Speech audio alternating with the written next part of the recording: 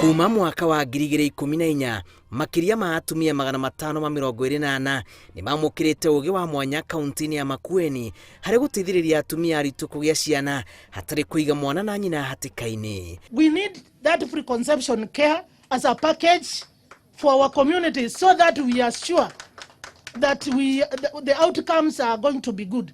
When we have good preconception care, what will you gain? We will reduce the preterm babies.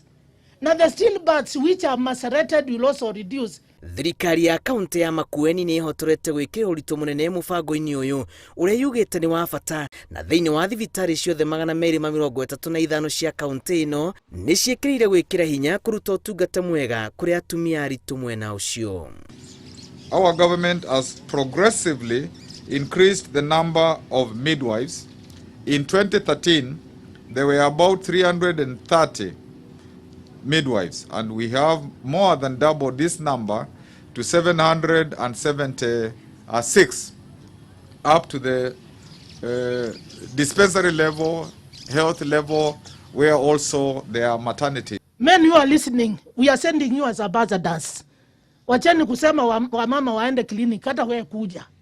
Tuangalie, before you decide you are going to be a father, can you know how you are?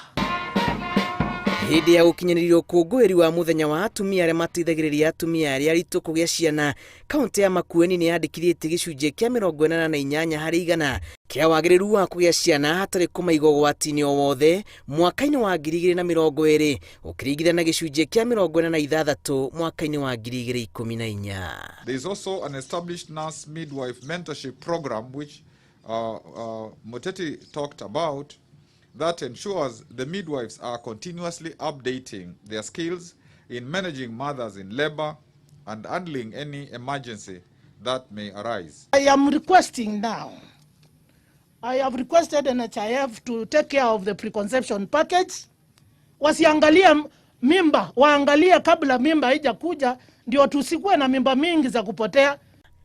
Ngĩribotera Inooro TV, njĩtagwo Julius Karaithi wa Munene.